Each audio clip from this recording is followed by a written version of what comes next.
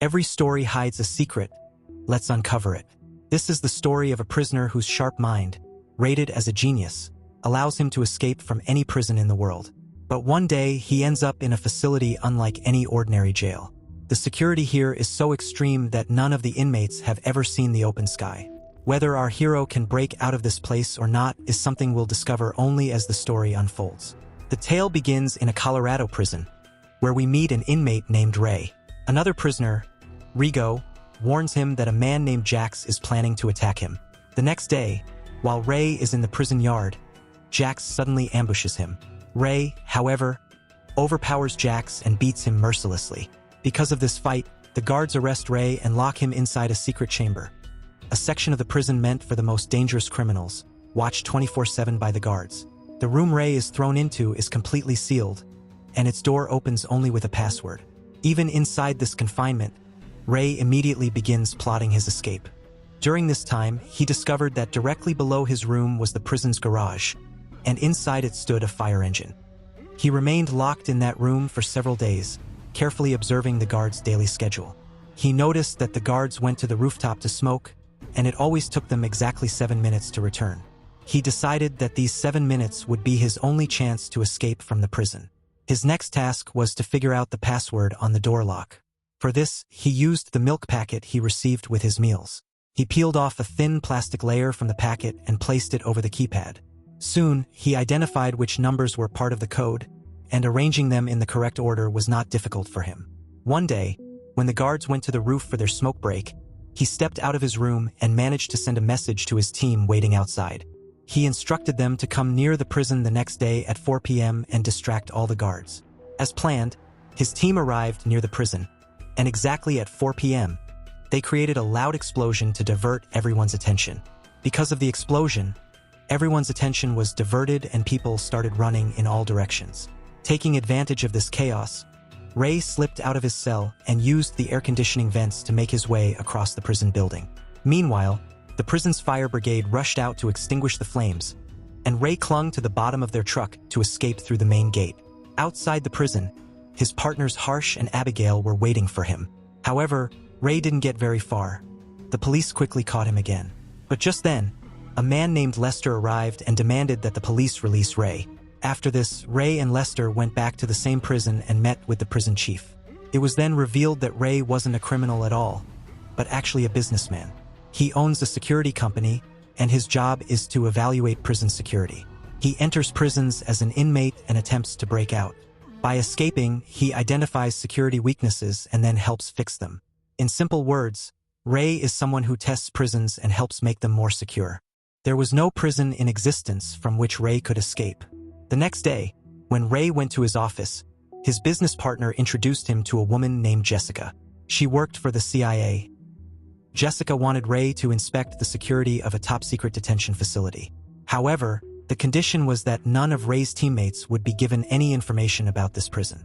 Although Ray felt something was off, he eventually agreed after being persuaded.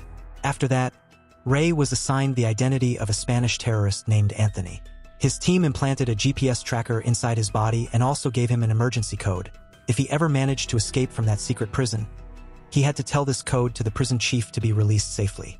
Soon, Ray's mission began. In no time, some unknown men kidnapped him. They knocked him unconscious and even removed the tracker from his body so that his team would not be able to trace the prison's location. Hours later, when Ray regained consciousness, he found himself locked inside a glass chamber. There were several other prisoners around him, trapped in similar cells. A little while later, Ray finally came face to face with the head of the prison, who introduced himself as Hobbs. Hearing his name shocked Ray because he had been told that the head of this prison was named Marsh. Barry sensed that something was wrong, so he used his emergency code. But the prison chief ignored it completely. Meanwhile, Ray's team was trying to track his location, but it was useless because the prison staff had already removed the tracker from his body. Inside the facility, Ray noticed that all the guards wore identical uniforms and masks, and they would beat any prisoner whenever they felt like it. During this time, he met another inmate named Emil. Emil extended a friendly hand toward Ray and, during their conversation, revealed that he had committed no crime. He explained that he was kept here because some people wanted to force him to reveal the whereabouts of his boss. Emil's boss was Ma M, a notorious gangster hunted by police forces around the world. Since Emil was his right-hand man, they captured him to extract information. At this point, Ray realized that this place wasn't a real prison at all. This place is basically a torture facility where the rich and powerful send their enemies to be punished. Ray wanted to learn more about this prison, so he came up with a plan. He pretended to start a fight with Mil to grab the guards' attention. Seeing the two of them brawling, the guards separated them and locked them inside a small chamber. This chamber had blazing hot lights installed, with temperatures so extreme that no human could tolerate them. There were also cameras fixed inside, allowing the prison warden to watch them suffer. The two remained trapped there for several hours, and once their punishment ended, a doctor came to check on them. When the doctor saw Ray's condition, he felt pity, but when Ray asked about the prison's location, the doctor refused to reveal anything. When Ray stepped out of the room, he told Mil that the floor wasn't ordinary. It was made of steel, and there were bolts attached at all four corners. He then asked Mil to find a small piece of metal so he could loosen the bolts. A little while later, the prison warden summoned Emil and began questioning him about his boss. But just like every other time, Emil didn't tell him anything and kept his mouth shut. Angered, he beat Mil badly and tortured him brutally. However, during all this, Mil managed to steal a small piece of metal. When he came out, he asked Ray about his escape plan. Ray explained that judging by the structure of the prison, it seemed to be built underground. His plan was to loosen the nuts and bolts of the floor and try to reach the main office. If he found a way out, both of them would escape together. Emil found Ray's idea convincing and handed him the metal piece. After that, they had to return to the torture room. So both of them started fighting again. Their plan worked, and they were thrown back into the chamber. There, Ray secretly began unscrewing the bolts on the floor, keeping out of the camera's sight. Once he finished the job, he signaled Mil, and Emil began shouting loudly to distract the guards. Taking advantage of the moment, Ray blocked the camera and opened the floor panel, then jumped down. He started climbing up through the pipes, but during the climb, one pipe broke and water began flooding everywhere. Somehow, Ray managed to climb all the way up, but the moment he reached the top, his eyes widened in shock. He realized that the prison wasn't built on land at all. It was standing on a massive structure floating over water. Meanwhile, the broken pipeline had put all the guards on high alert, and seeing this, Ray quickly rushed back to his chamber. Outside the prison, Abigail and Harsh reached Luster and informed him that Ray had gone missing. They also explained that there was no trace of him anywhere, and the check he received for the job had bounced as well. To make things worse, the woman who hired them had also disappeared. Abigail and Harsh were convinced that Ray was in some kind of danger, but Luster brushed it off, saying Ray was highly skilled and no prison in the world could hold him. But the moment Abigail and Harsh left, Luster secretly called the prison warden and ordered him to keep Ray locked inside that jail forever. It was then revealed that Luster had intentionally trapped Ray in that prison so he could become the sole owner of the company. Still, Abigail and Harsh didn't give up and continued searching for Ray. During this time, Harsh discovered information about an illegal prison called Tomb. Rich and powerful people send their enemies here to be tortured, yet no one truly knows where this secret prison is located. Inside the prison, Ray and Emil were trying to figure out which part of the world their ship was in so they could call their team for help. The next day, Ray went to meet the prison doctor and tried asking him about the prison's location. But once again, the doctor refused to help and walked away. Before leaving, Ray secretly took a piece of cardboard so he could use it to build a device. This device is normally used by people on the ship to find out where they are. To make it work, they needed to reach the ship's upper deck. For this task, they sought help from a Muslim prisoner named Javed. After some time, Javed met the warden and falsely offered to act as his spy. In exchange, he requested permission to pray under the open sky.